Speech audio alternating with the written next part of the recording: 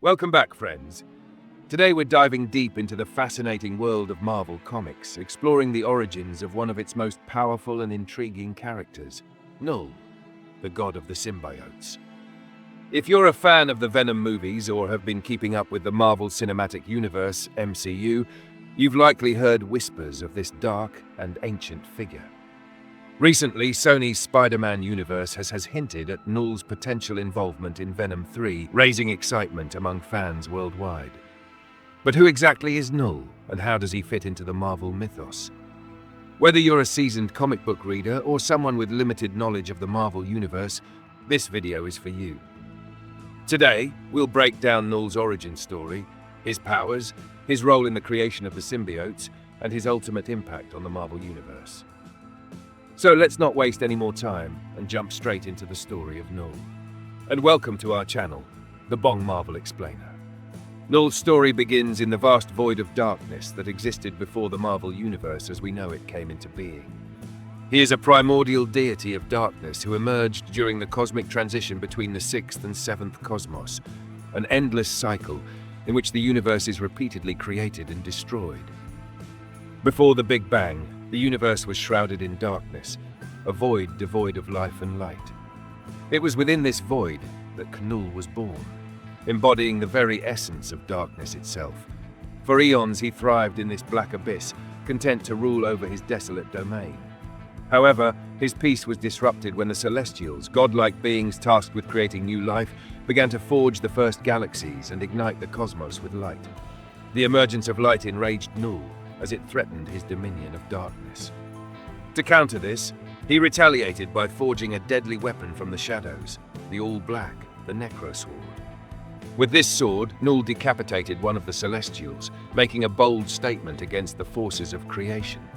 This decapitated Celestial's head would later become the planet Nowhere, a location familiar to fans of the MCU.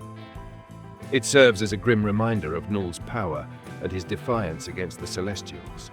However, his actions drew the wrath of the remaining Celestials, who banished him back into the void. Banished, but not defeated, Knull began experimenting with his dark powers. Using the remains of the decapitated Celestial, he imbued his sword with a fragment of his essence, giving birth to the first symbiote, All Black. This sentient weapon was capable of killing gods, setting the stage for Knull's dark crusade. Knull's ultimate goal was to engulf the universe in eternal darkness.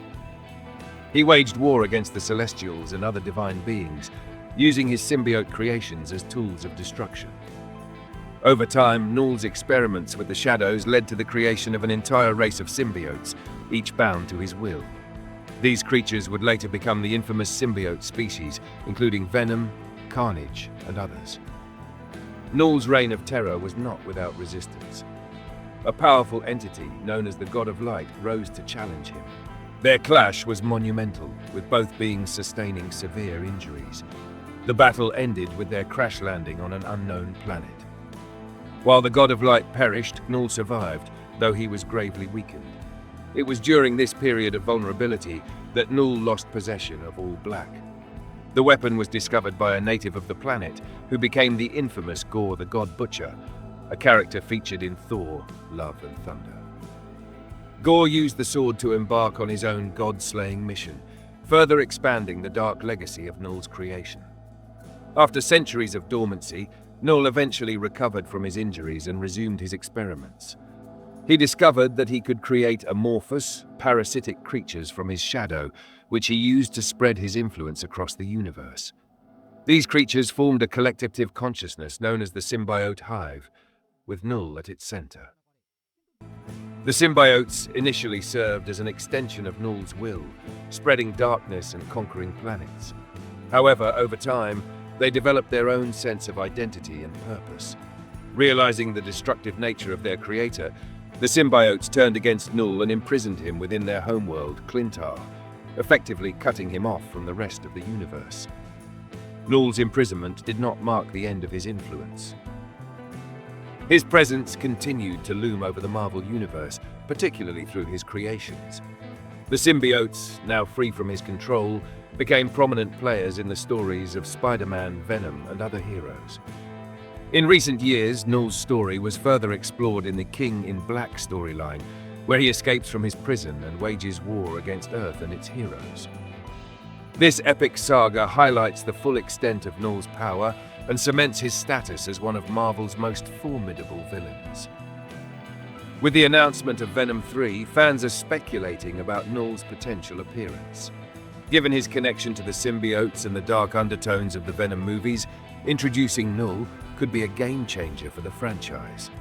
His story offers rich narrative possibilities, from his ancient battles with the Celestials to his role as the creator of the symbiotes. Knull's origin story is a tale of darkness, defiance, and cosmic power. As the god of the symbiotes, he has left an indelible mark on the Marvel Universe, influencing characters and events across multiple storylines.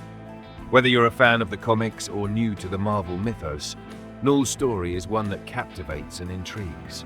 So, what do you think about Knull and his potential role in the upcoming Venom 3 movie?